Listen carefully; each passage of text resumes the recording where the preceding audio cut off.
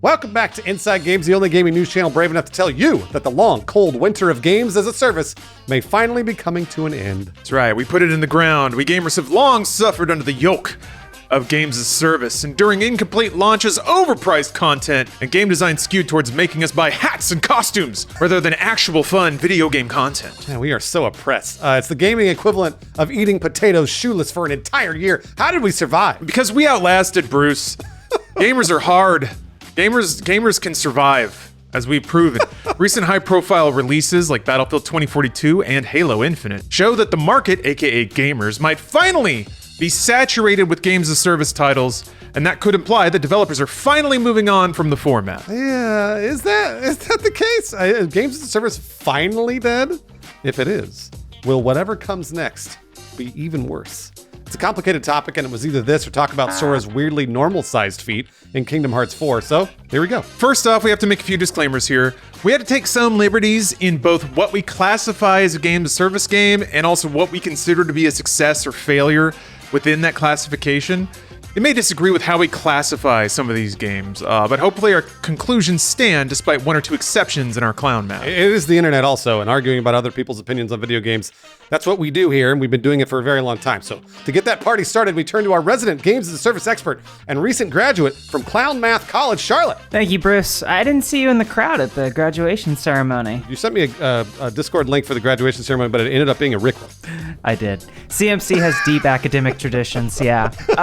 We'll get together over a glass of soda water.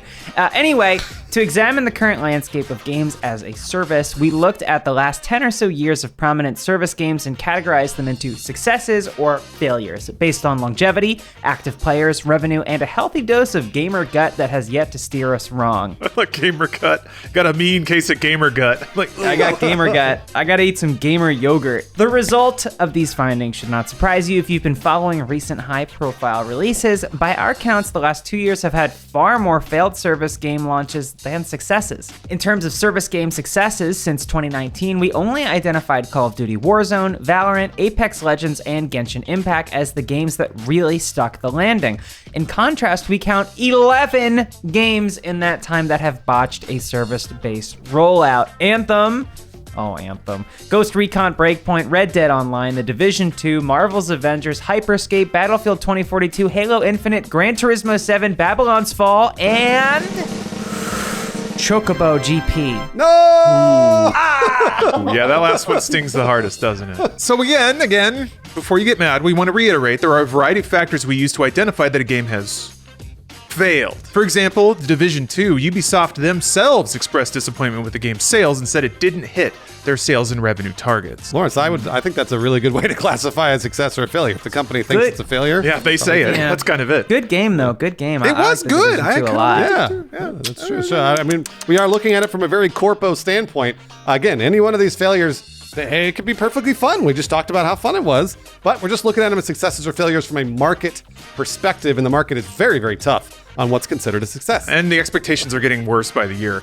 Either way, the clown math is clear.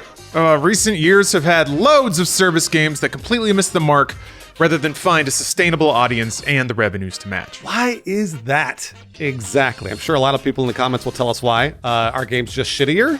I know a lot of people have said that. Will game developers and publishers finally give up on trying to flip a quick buck with the games as service model?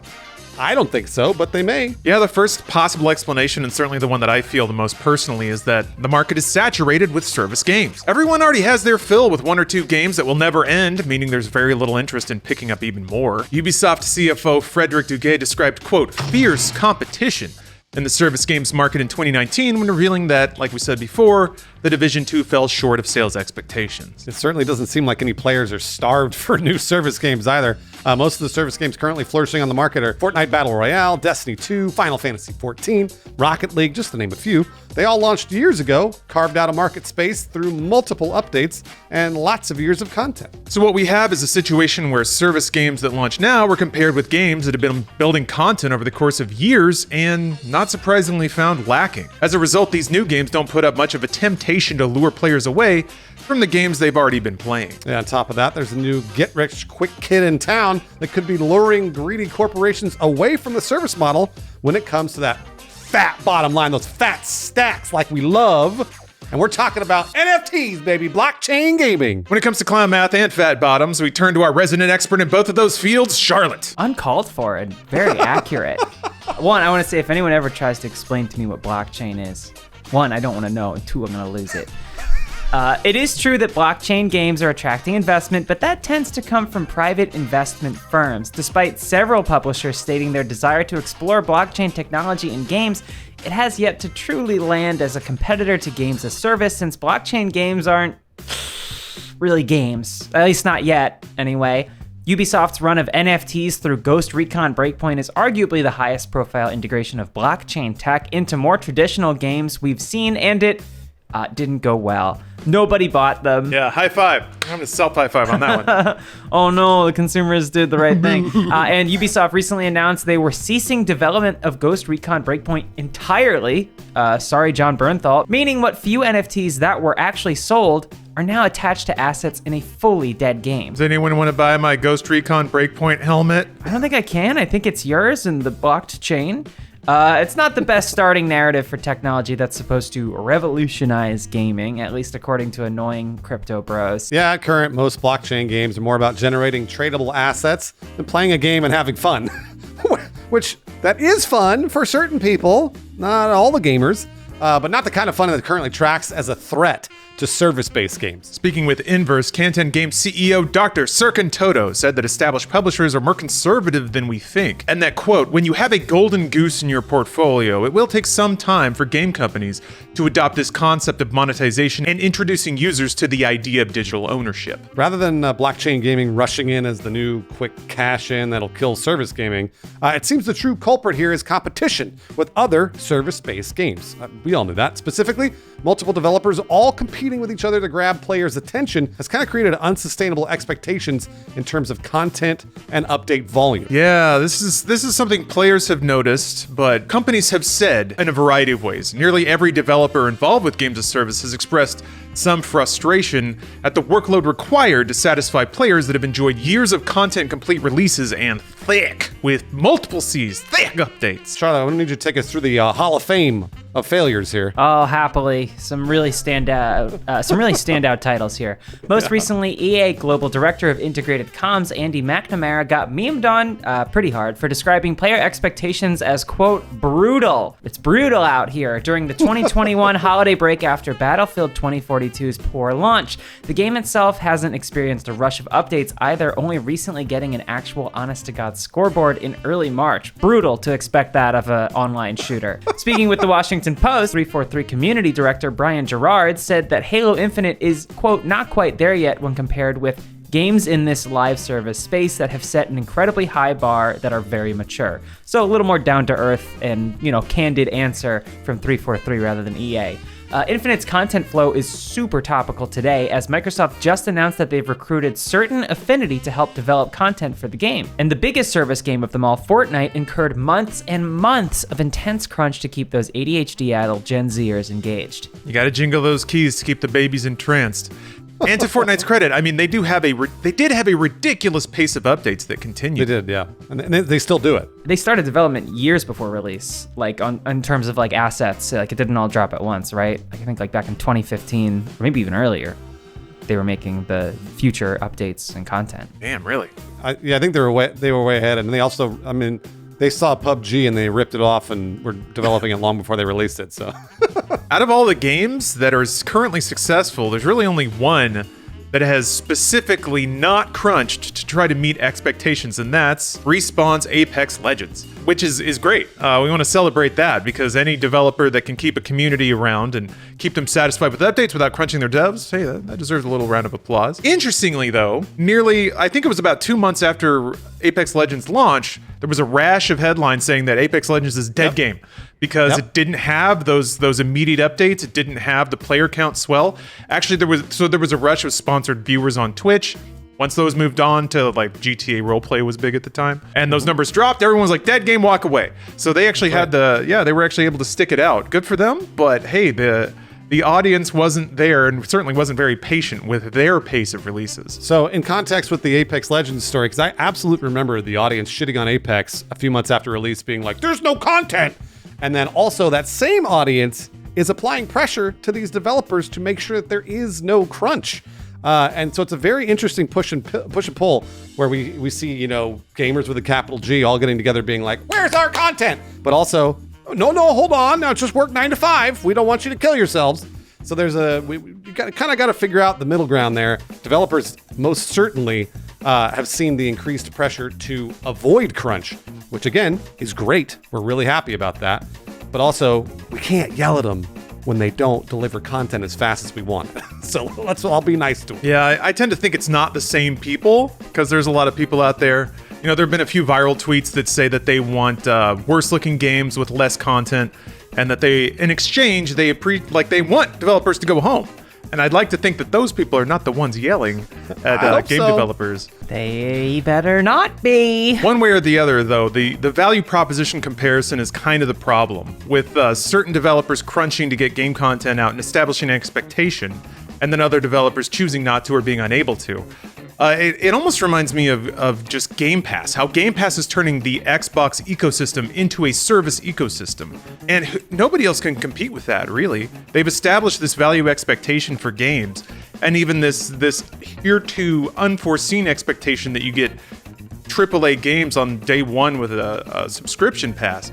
Sony's facing soft pressure to answer for that. And that's only because Microsoft is moving out there and doing it first. And Microsoft can only do it because they have the deep pockets.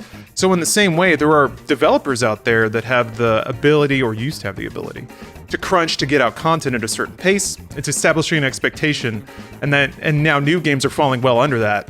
Also maybe because of COVID, because of work from home conditions, because of scrutiny on crunch. There's a lot of factors that basically have changed the way that the way and the pace at which games are made.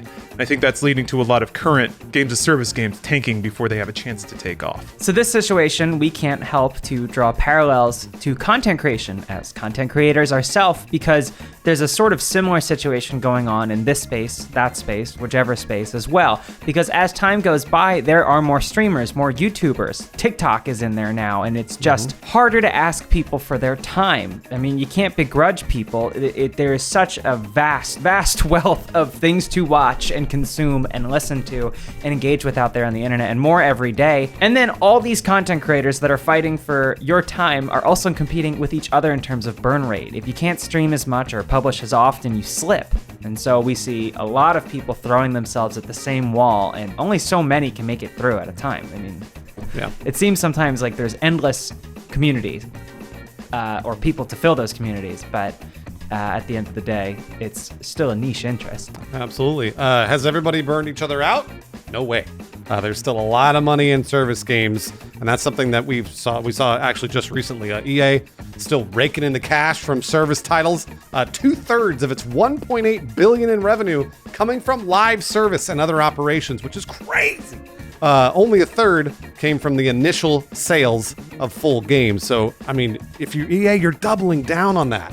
2/3 of your revenue is live service. You got to keep doing live service. It's just the way it goes if you're a business. Yeah, Square Enix ate it pretty hard with Marvel's Avengers. That game bombed real bad, and it was meant to be their pinnacle service game. But despite that, in their financial report for 2021, they still said they're dedicated to the service model, saying that, quote, "While the new challenge that we tackled with this title produced a disappointing outcome, we are certain that the games as service approach will grow in importance as gaming becomes more service oriented." So even Captain America's eyeball flying out of his skull wasn't enough to shoo Square away from those sweet service returns. You want to look at the high profile failures like Anthem and say, oh, they must have lost so much money on that they're scared away from it. But the truth is, yeah, they make so much money on FIFA Ultimate Team that they can take 1 or 2 shots like that and be totally okay. It's worth establishing the 1 or 2 games of service that does bring in unlimited money to take a few shots and fail. And I think that's still where a lot of these companies are at. Even companies that make a lot of money selling boxed games, like Sony, want to get into games as service, which sucks, for me at least, because I like packaged single-player games. It was a top-of-line intent with their acquisitions of both Bungie and more recently Haven, that they wanted to get in games as service, but part of that was acknowledging that they didn't really have the skill set or the experience to do that. But Bungie has been operating Destiny 2 for a long time now and doing it very successfully. So that was one of the top line things they said. So we want that games as service experience because we want to start getting that games as service. We want that paper money. PlayStation Plus is kind of how they've been doing it for a long time, and they've been very successful at that. That brings in tons of cash.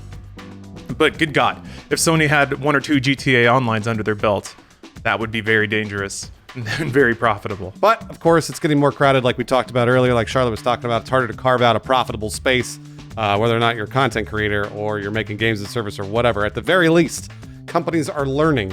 The standards are higher than ever. I think that's something that gamers have been wanting for a very long time, is to teach these game companies that, yes, our standards are higher now as gamers. So games will need a lot more time in the oven to launch and capture an audience. If you launch shitty and patch your way into profitability, it's just not gonna work anymore from what we've seen, especially if you do not have a dev studio willing to crunch to get there. So, Charlotte, you got anything else to talk about games as a service? Do you like them? Do you not like them? Do you want them to go away? I mean, I don't think that they're bad as a whole. Like, I like the continued content rollout. I guess somebody who is currently frustrated with Halo Infinite and the way that they've handled, because the multiplayer, which is so good, has just died on the vine. And I want them to stick it out, because I look at Apex and like, it may seem like an impenetrable market where people have like planted their flags in certain service games and said, "In this I shall stay in forever. I am a war zoner." It's like, it's not really how it works. Like, I mean, there are those types of people that are like, "I found my game, I'm good." But I think a lot of people, and this is anecdotal maybe, just for speculation, want to try new experiences. And so I think that like, if the launch can be stuck, like you look at Apex Legends, like I think it's just a type of game. I don't want to see a future where all of them are games as a service, but I also don't necessarily want to see it not exist. Lawrence, what about you? Are you tired of Halo Infinite? You want it to die right now? I don't need it to, but I'm probably not going to play it. This may be too deep, too big of an idea to bite off at the end of the episode, but games as service games kind of tee you up to think about your time as an investment. Charlotte, kind of to what you were saying. Mm-hmm. And when a game is asking you, or even rolls out the welcome mat, is like, this is the only game you'll ever need. Just grind this, get the numbers, see that top tier end game content. It's tempting to think that, it's tempting to think that you want to do that, you know? I think as a corollary, you think that playing a service game once or twice just to see what's going on isn't necessarily going to be worth it, because your time could be better spent investing in a service game that you are more invested in already. I try to keep current with a couple of service games, Final Fantasy XIV and Destiny 2, and I'm not even that good at doing that. So I can't even imagine putting another one on top of it, like a fighting game or something like that. I just wouldn't have the time to cultivate the skill to enjoy it at the level that I want to. So while there might be a ton of service games, and certainly I like the idea of experimentation within that format, and certainly I would hope that if there's an audience for something, that a game could be made to cater to that audience and give them the experience that they want. Unless there's more people out there, which kind of implies a different kind of game, like a Pokemon Go. Unless there's a new kind of service game that can find those audiences and enrapture them, then I don't necessarily see the point in game developers spinning their wheels making another grindy shooter, another open world, like another Assassin's Creed game that's going to get patched with events and quests that are all pretty samey. I don't necessarily think that that's servicing the vibrancy of gaming or necessarily encouraging unique and innovative products. So that's kind of what I've seen lately, is a bunch of games that are similar. They're not different enough, and they certainly don't offer enough content to really break out. I think kind of Halo Infinite is one of them. It's good, it's very good, but it's not good enough, and it definitely doesn't have enough stuff to convince people that this is the thing you should invest all your time into. I think that's where a lot of the frustration at the lack of armor and the lack of colors, the lack of customization comes from, is because when you're playing a lot of Halo Infinite, you want to feel like that time is accruing somewhere. Now, we're all going to die someday, so that's an illusion anyway, but it still feels nice. Well put, Lawrence. And you know what? I want to say thank you to the people that are actually making our YouTube channel as a service. Our Patreon supporters. Anders Warming, Dreskel, Guthrie Leith, and James Bowser. Thank you very much. Yeah, Tony Varela, Kyle Heaton, Wookie Titty, Crab Foam, and Aaron Frace. Thank you very much for buying our loot boxes.